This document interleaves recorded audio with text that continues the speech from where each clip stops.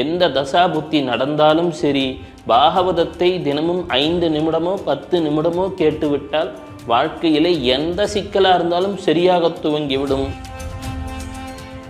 இப்போது புதிய அறிமுகம் ஆச்சி ஹோட்டல் சாம்பார் 50 கிராம் ரூபாய் 20 மட்டுமே. எல்லா ஜாதகங்களுமே ஒரு பொதுவான தீர்வு உண்டா பணத்திற்கு அல்லது ரிலேஷன்ஷிப்புக்குன்னு கேட்டால் கட்டாயம் உண்டு. கம் என்பதற்குரியவன் கணபதி. உள்ள ஆலயங்கள்லாம் சில படையெடுப்பிலே அழிந்து விட்டன காலப்போக்கில். ஆனால் இந்த கணபதியின் ஆலயம் மட்டும் காலங்களை கடந்து சென்று கொண்டிருக்கிறது. பாகவதம்னா என்னங்க? ஸ்ரீ சுகபிரம்ம மகரிஷியானவர் நாராயணனது ஒவ்வொரு அவதாரத்தை பற்றியும் எளிமையாக சொன்ன கதைகள். எண்ணம் தூய்மை பெறும், அதனால் அந்த கர்மாவின் பாதிப்பு மெல்ல விலகத் துவங்கும். விநாயகர்கிட்ட போறவங்க கிட்ட கிருஷ்ணருடைய வெளிப்பாடுகள் தெரிகிறது. எங்கே கிருஷ்ணன் இருக்கிறானோ அங்கே ருக்மணி தாயார் செல்வத்தை அள்ளித்தர காத்து கிடப்பாள். விநாயகனும் கிருஷ்ணனும் சேர்ந்துள்ள இந்த தலம் வைஷ்ணவ கணபதி என்று போற்றப்படும். விநாயகன் எளிமையாக வசப்படுபவன், உடனே பலனை தருபவன். ஓம் கம் கணபதயே நமஹ, ஓம் கம் கணபதயே நமஹ. அது இது அப்படி இப்படின்னு எப்படி பார்த்தாலும் இதுதான் ஹிட்டான ஆஃபர். பக்தி கதைகள், பக்தி பாடல்கள் மற்றும் ஆன்மீக சொற்பொழிவுகள் மூலம் உங்கள் ஆன்மாவை தூய்மைப்படுத்துங்கள். இன்றைய ஆலய ஆப்பை டவுன்லோட் செய்யவும். வெள்ளை கொம்பன் விநாயகனது பேரொருட் கருணையினாலே வாழ்க்கையிலே அனைத்து நலமும் வளமும் கிட்டட்டும். ஐயா, எத்தனையோ கடன் பிரச்சனையில இருக்கிறோம். ரொமான்ஸுன்னோ லவ்னோ அதில் ஒரு ரிலேஷன்ஷிப் ப்ராப்ளம். ஐயா, இதுக்கெல்லாம் ஒரு தீர்வை சொல்லுங்கள் என்று பலரும் கேட்கிறார்கள். தீர்வு வேண்டும், அது உடனடியாக இருக்க வேண்டும், அந்த பரிகாரம் எளிமையாகவும் இருக்க வேண்டும் என்பது அனைவரது கோரிக்கையும். சரி, எல்லா ஜாதகங்களுமே ஒரு பொதுவான தீர்வு உண்டா பணத்திற்கு அல்லது ரிலேஷன்ஷிப்புக்குன்னு கேட்டால் கட்டாயம் உண்டு. மல்லியூர் அப்படின்னு ஒரு கிராமம். இது எங்கே இருக்குது அப்படின்னா கோட்டயம் என்று சொல்லக்கூடிய இடத்திலே கேரளாவிலே மல்லியூர் என்ற ஒரு கிராமம். இந்த கிராமத்திலே 1500 வருடங்கள் முன்னால் காக்காசேரி பட்டத்திரின்னு ஒருத்தர் இருக்கிறார். அனுதினமும் சிவ வழிபாடு செய்பவர். காலையில் எழுந்தா நமசிவாயம், ராத்திரி தூங்கும் பொழுதும் நமசிவாயம். இவ்வாறு நமசிவாய மந்திரத்தை சொல்லிக்கொண்டே இருக்கும் பொழுது ஒரு நாள் அகத்தியர் இவருக்கு கனவிலே வந்து விடுகிறார். அந்த கனவிலே வந்த அகத்திய பெருமான், கவலைப்படாதே காக்காசேரி பட்டத்திரி, வணங்கிவிட்டு நீ பாபநாசத்திற்கு வந்து சிவ வழிபாட்டை தொடரு, உனக்கு ஒரு வழிகாட்டுதல் பிறக்கும் என்கிறார். அங்கே வந்து வழிபாட்டு கொண்டே இருக்கும் பொழுது அவருக்கு பீஜ கணபதி என்று சொல்லக்கூடிய க்ஷிப்ரப்பிரசாத கணபதியின் அருள் கிடைக்கிறது. அந்த பீஜ கணபதினா என்னங்க? தினமும் எழுந்து கொள்கிறோம். ஓம் கம் கணபதயே நமஹ, ஓம் கம் கணபதயே நமஹ அப்படின்னு சொல்லுறோம். அந்த கம்முன்ற ஓசை இருக்கிறது இல்லையா, அதுதான் அனைத்துக்கும் பீஜ அக்ஷரமாக இருக்கக்கூடியது. ஏதான பிரச்சனை வந்து அம்மா அப்பா என்ன சொல்லுவாங்க? கம்முன்னு இருடா அப்படின்னு தான் சொல்கிறாங்க. அந்த கம்முன்னு இருடா அப்படின்னா அந்த கம் என்பதற்குரியவன் கணபதி. இந்த கம் என்ற சப்தம்தான் நம் மூலாதாரத்திலே குண்டலினி சக்கரத்திலே குண்டல் சக்கரம் என்று சொல்லக்கூடிய நிலையிலே கணபதியாக விற்றிருந்து நம்மை வழிநடத்தக்கூடியது. நாம் ஸ்பிரிச்சுவல் ஜிபிஎஸ் அப்படின்னு சொல்லலாம். நீங்கள் எங்கே சென்றாலும் உங்கள் வண்டியிலே எங்கே செல்ல வேண்டும் என்ற உங்கள் இலக்கை ஒரு பொருள் தீர்மானிக்கிறது. Global positioning system. அதுபோல் இது காட் பொசிஷனிங் சிஸ்டம்னு கூட சொல்லலாம். அந்த ஸ்பிரிச்சுவல் ஜிபிஎஸ்ஸாக கணபதியே விளங்குகின்றான். அவனது கம் என்ற மந்திரமே விளங்குகின்றது. இந்த கம் என்ற மந்திரம் பீஜாட்சர கணபதியாக, க்ஷிப்ரப்பிரசாத கணபதியாக, க்ஷிப்ரம் என்றால் உடனடியாக பலன் தரணும், அது போன்ற கணபதியாக இந்த காக்காசேரி பட்டத்திரி அவர்களின் அருளாலே மல்லிசேரி என்ற கிராமத்திலே அங்கே ஸ்தாபிதம் செய்யப்படுகிறது. இந்த ஸ்தாபிதம் செய்யப்பட்ட கணபதியை சுற்றி பல்வேறு அற்புதங்கள் நிகழத் துவங்குகின்றன. அதை சுற்றி உள்ள ஆலயங்கள்லாம் சில படையெடுப்பிலே அழிந்து விட்டன காலப்போக்கில். ஆனால் இந்த கணபதியின் ஆலயம் மட்டும் காலங்களை கடந்து சென்று கொண்டிருக்கிறது. 20ஆம் நூற்றாண்டு வருகிறது. அப்பொழுது மல்லிசேரி கிராமத்திலே சங்கரன் நம்பூதிரி என்ற ஒரு குழந்தை அவதரிக்கிறது. இந்த குழந்தை பிறந்ததிலிருந்து மிக மிக பக்தி, விநாயகன் மீது அளவில்லாத அன்பு. எனினும் இது பிறந்த குடும்பத்திலோ அவர்களுக்கு பொருளாதார சிரமம், இவருக்கோ உடல் நிலையிலே சிரமம்.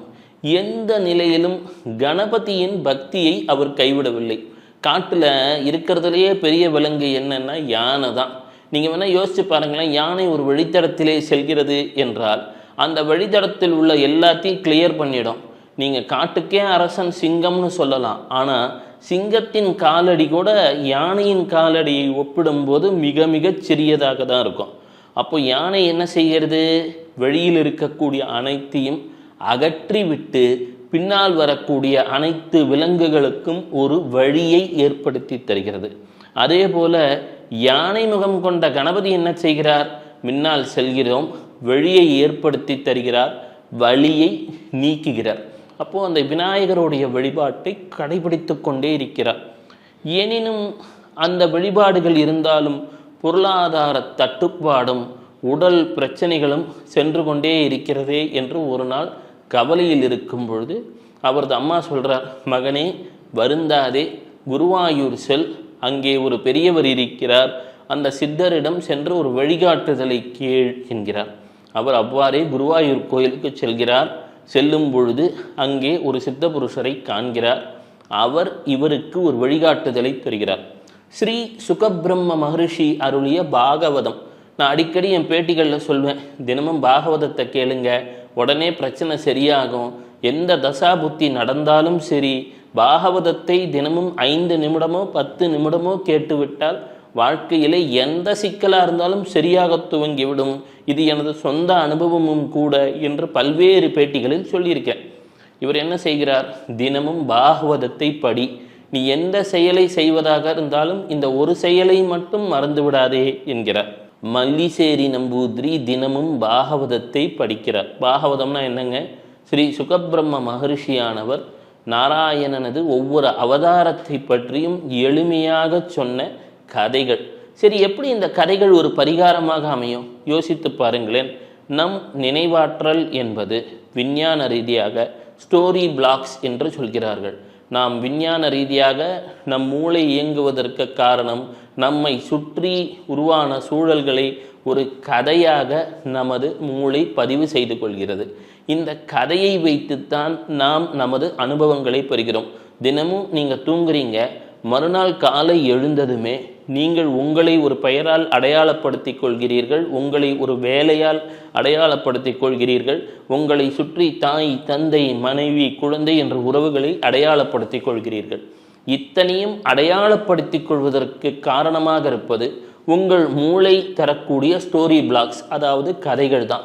அப்போது உங்களுடைய கர்மா என்று சொல்லக்கூடிய விஷயமும் நீங்கள் கதைகளாக என்றோ பதிவு செய்து வைத்திருக்கக்கூடிய அனுபவங்கள், அந்த அனுபவங்களை இந்த பிரபஞ்சம் திருத்துவதற்கு தரக்கூடிய ஒரு மாற்று வாய்ப்பு. இந்த வாய்ப்பை நீங்கள் இது போன்ற நல்ல கதைகளை கேட்கும் பொழுது எண்ணம் தூய்மை பெறும். அதனால் அந்த கர்மாவின் பாதிப்பு மெல்ல விலக துவங்கும். இவர் தினமும் அதுபோல பாகவதத்தை படிக்க துவங்குகிறார். எங்கே படிக்க துவங்குகிறார்? மல்லிசேரியில் உள்ள கணபதியிடம் படிக்க துவங்குகிறார். அந்த கிராமத்தில் இருக்கக்கூடிய விநாயகர்கிட்ட. அந்த விநாயகரை சுற்றி பல்வேறு அற்புதங்கள் நிகழ துவங்குகிறது. மல்லிசேரி என்று சொல்லக்கூடிய கிராமம் புகழ் பெறுகிறது. சங்கரன் நம்பூதிரி சொல்றார், ஐயா என்னை புகழ்படுத்த வேண்டாம், எனக்கு பெருமை வேண்டாம், எனக்கு என்னை அதிகம் அடையாளப்படுத்தாதீங்கன்றார்.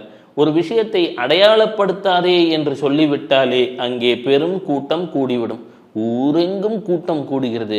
மல்லிசேரி கிராமமே ஆங்காங்கே அனைவரும் விநாயகனை காணுவதற்காக, அந்த தும்பிக்கை யானை போற்றுவதற்காக தேடி வருகிறார்கள். ஆங்காங்கே அவருக்கு அருகம்புல்லால் நெய்வேத்தியம், ஆங்காங்கே வன்னிமர இலைகளால் அர்ச்சனை, எங்கும் அவருக்கு பிரார்த்தனை. விநாயகன் எளிமையாக வசப்படுபவன், உடனே பலனை தருபவன்.